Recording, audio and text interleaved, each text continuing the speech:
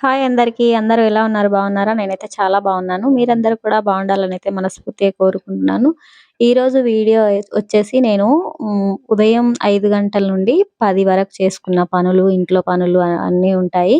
వాటితో పాటుగా కొన్ని మా ఫ్యామిలీ విషయాలైతే నేను మీతో షేర్ చేసుకోవాలనుకుంటున్నాను.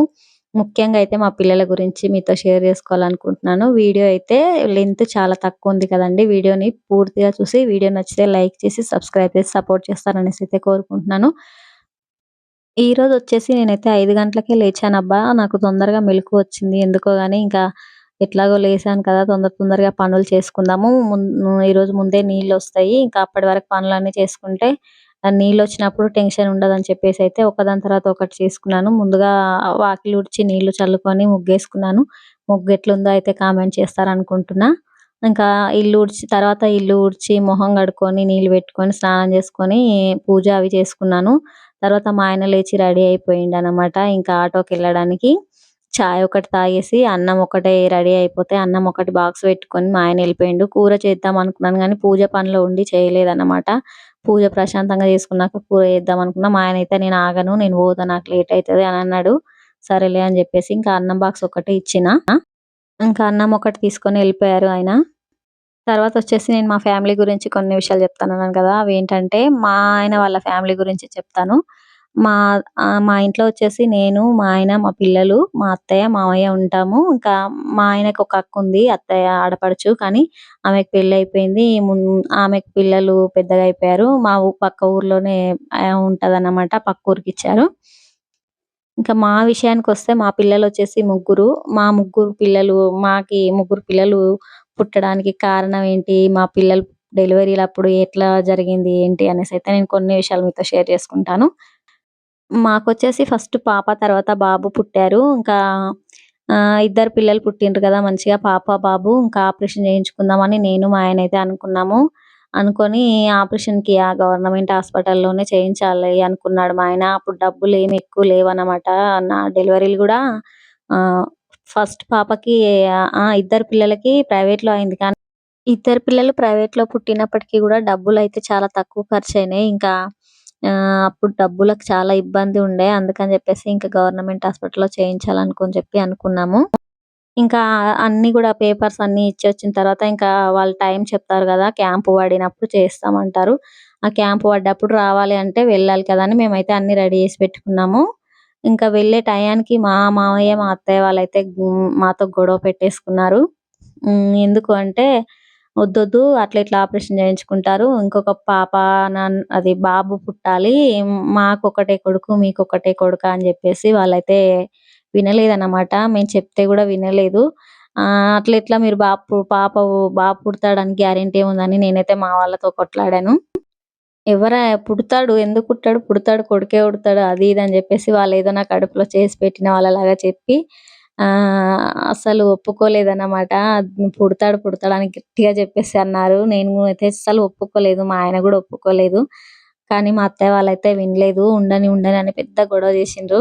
ఇంకా మంది గూడా ఉండి పెద్దవాళ్ళు జెప్తున్నారు గదా! వినండి అది ఇది అని జెప్పేసి అన్నారన్నమాట. ఊర్లో ఎట్లుంటది జెప్పండి. ఒక్కరు ఏదైనా జెప్తే అదే మాట 10 మంది మాట్లాడతారు కదా! అట్లా మా మామయ్య, మా అత్తయ్య చెప్పిన దానికి అందరూ సరే, సరే అన్నారు. ఇంకా మేమిద్దరమే చెప్తే వినలేదు వాళ్ళు. ఎంత చెప్పినా ఒప్పుకోలేదన్నమాట. సరేలే అని ఉంచుకున్నాము. డెలివరీ మా బాబు తర్వాత ఇంకా ఎవరు పుడతారో అని చెప్పేసి ఉంచుకుంటే మాకైతే మళ్ళీ గూడా పాపనే పుట్టింది.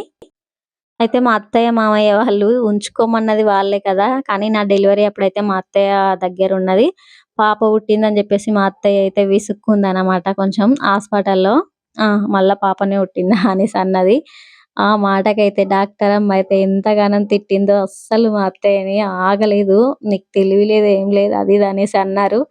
నాకు గూడా అదే ఆశ్చర్యం అనిపిచ్చింది. అంటే ఫస్ట్ ఉంచుకోమన్నది వాళ్ళే. ఏదో వాళ్ళు నా కడుపులో చేసి పెట్టినట్టుగా. తర్వాత పాప పుడితే మళ్ళీ మా అత్తయ్యనే ఆడపిల్ల పుట్టింది అని అన్నది. నాకు గూడా అస్సలు మనసుకు మంచిగా అనిపియలేదు. చాలా ఫీలయినా నేను ఆ మాటకి. చెప్పింది వీళ్ళే, మళ్ళీ ఇప్పుడు ఆడపిల్ల పుట్టిందని అంటున్నారేందనేసి చాలా కోపమొచ్చింది. ఆహ్, అయితే డెలివరీ టైమ్‌లో నా దగ్గర మా ఆయన లేడనమాట. మా ఆయన హైదరాబాద్‌లో ఉన్నాడు. మేమైతే ఊర్లో ఉన్నాం. డెలివరీ కోసమే ఊరెళ్ళాము.